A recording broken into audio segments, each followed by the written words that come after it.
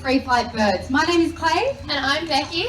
And we'd like to begin by acknowledging the Cammeraygal people. They are the original custodians of this land, and for tens of thousands of years, they've understood the balance between the land and the wildlife. And we here at Taronga are truly honoured to follow in their footsteps as shared custodians for the wild. That's right, and it doesn't matter where you're from or where you live. Every day there's an opportunity to connect with and to see the remarkable birds that are all around us. All you have to do is look up.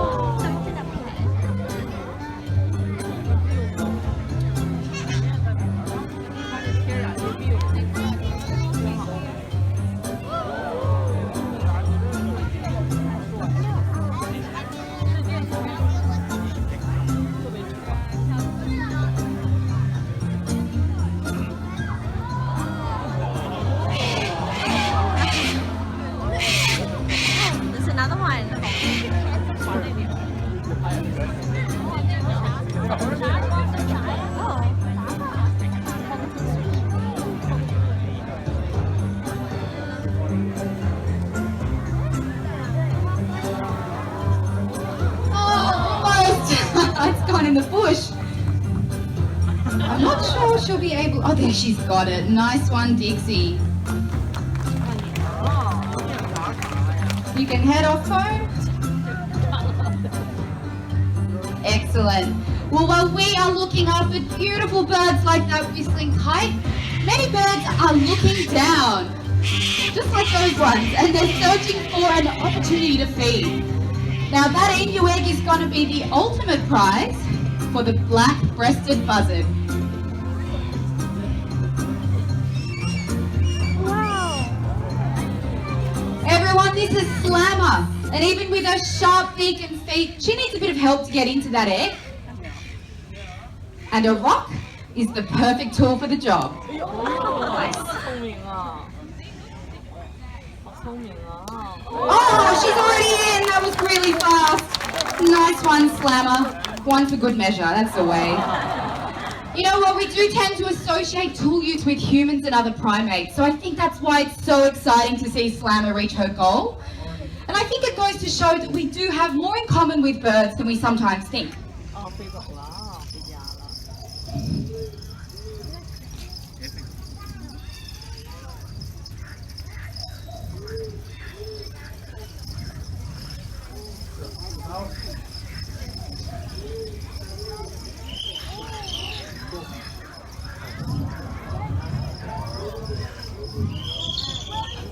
Do you ever get that feeling that you're being watched? Owls are everywhere, and you might not see them in your backyard, but they'll see you out in the country, and even right here in the city.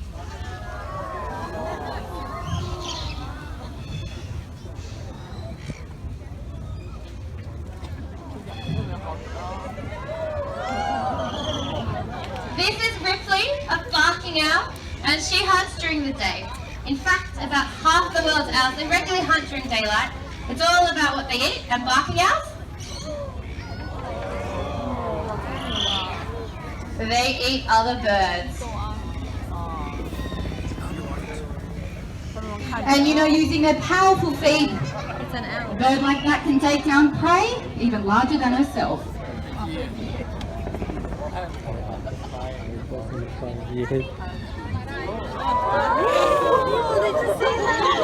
And as the sun goes down, a barking owl will look to hunt something a little bit different. Mice, rats, maybe even a possum, before returning to a safe branch to rest.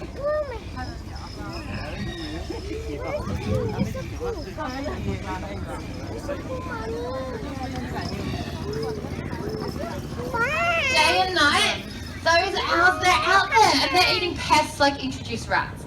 And rats, they do cause a lot of problems for our native wildlife. That's because they're often taking young chicks from nests. So it's really great we have these beautiful owls right here restoring that balance. In fact, a single owl, they can eat around 1,000 mice in a year. And it's estimated that a pair of them with chicks well, they could eat up to 3,000 more. So that makes a family of owls really one of the most beneficial neighbours that we could hope for. So no matter where you are in the world, if you take the time to look up in your backyard, you might get to see some of those beautiful owls. Absolutely right. Thanks, Becky. And you know, as night falls, it does become harder and harder to see. And although owls have excellent vision, sometimes their prey isn't always visible. So keen hearing and silent flight, they are just two of the adaptations that will help a barn owl to catch their prey. And as we're quiet now, you get to experience that for yourselves.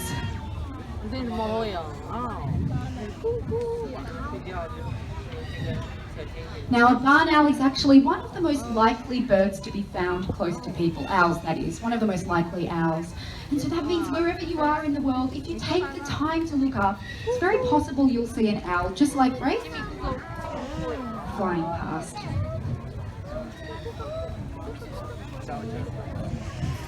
Our interest in owls, it goes beyond their role in nature. Their mysterious appeal has been appreciated by many cultures all over the world. They've represented things like wisdom, helpfulness, even thought to have the power of prophecies.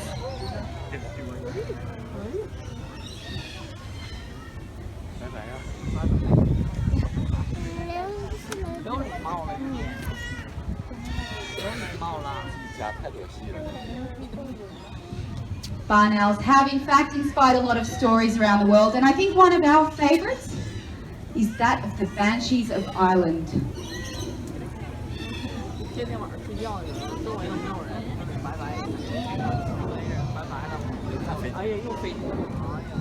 They have inspired many legends from all over the world. Owls, they're not the only birds to have done this. The ancient Incans in Peru, they believed that the sun, it was too large to lift itself into the sky every day, and it needed help, and that help, well, it came on the wings of one of the largest flying birds in the world. That's right, and before I introduce you to that bird, I'd first like to introduce you to Gray, who's another one of our keepers. That's nice. So all of the birds we've seen so far are Australian natives, and our next bird goes to show that it doesn't matter where you are in the world, you do have an opportunity to connect with birds, like the Andean Condor. Whoa, swimming!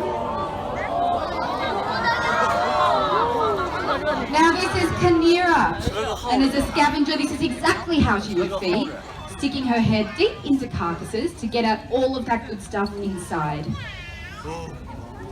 Now you might notice she has a nearly completely featherless head. So that means any debris that gets stuck on there can dry up and flake right on off.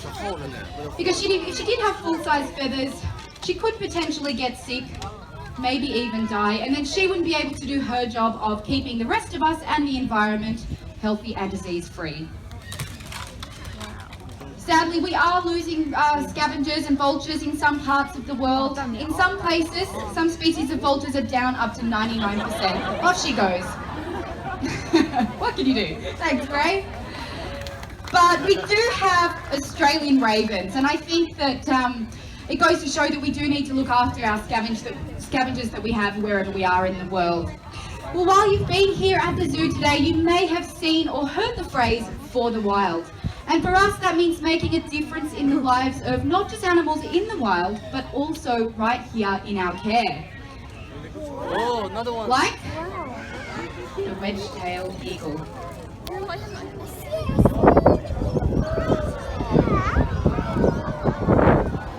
Wedge-tailed eagles can be found soaring at really high altitudes, gracefully riding those wind currents for hours on end. And it is easy to appreciate their majesty, but it wasn't always the case for Gina here. She was found injured in the wild, unable to fly. But she was brought here, she was able to regain her strength and her confidence, and was able to fly again. And I think that is really one of the best parts of our job, to give a bird like Gina back her wings. One last flight. Good on you, Gina. Thank you. Well, the Wedge-Tailed Eagle really is just one of over 800 different types of species of bird that we have here in Australia. Just over 50 of those are parrots, and so that means for most of us, all we have to do is just step out of our own doors to experience the beauty of those birds. It's truly all around us.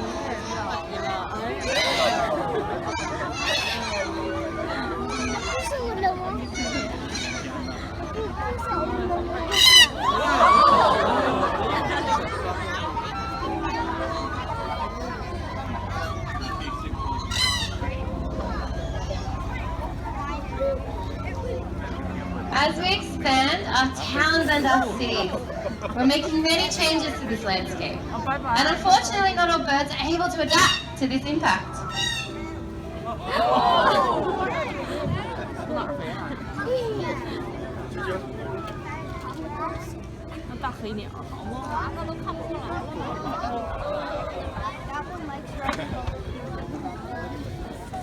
Many birds, they live in tree hollows. And this provides them with a secure home, but also a place to nest and to thrive. And you might not have an old hollow tree in your backyard, but you can build an artificial one. And you can find plans on our website on how to do so, how to put one up. Not just for Geary and his friends, but for the many species who use them, from possums to bats. Because helping wildlife, it really does start in your own backyard. It's your wild community. Now, thankfully, some birds out there really are thriving, like the galah. And Jasper and I were hoping that, because some aren't, someone in the audience might like to help today by donating a gold coin for conservation. The boy just there with the grey shirt, awesome. If you want to just stand up on your chair for me, hold that coin between your thumb and your forefinger. Jasper's got to head on up. Grab that coin. And not put it in my pocket because it's not open, but you know, we tried, didn't we, Jasper? Well, you can see why galahs are doing so well out there. They are incredibly clever. Thanks, Jasper, you can head on home. And to say thank you to my lovely volunteer, Becky's just next to you there, and she's got a badge just to say thanks for that contribution. Thank you. So this coin here doesn't mean a lot to a bird like Jasper until we do this. So 11 years ago, we introduced this donation box, and in that time, with your support, we've managed to raise over $250,000. And so that money goes towards projects here and around the globe, and we've been focusing on this species here. It's the Regent honeyeater. They once flocked in the tens of thousands. We're now down to about 800 in the wild. We've bred and released a quarter of that population here at Taronga, and every year we're planting many native tree species to help this legacy species. So if you'd like to help us restore the balance, come on down after the show, and a coin or note in this box will be very much appreciated. And if you donate $5 or more, you can get a badge just like our volunteer did. And this month is actually the month of our sponsor, QBE, and they've pledged to match every single dollar that's put into this box. So it's a really awesome opportunity to really help this species and many others. And if you'd like to see them in the flesh, you can see the Regent honeyeater over at the Blue Mountains Bushwalk Aviary. And there you'll find about 30 of the birds that are helping to bring that species back from the brink of extinction. And it really is with your support that we see a bright picture, where the skies and your backyards are filled with birds. And that all starts with simply looking up.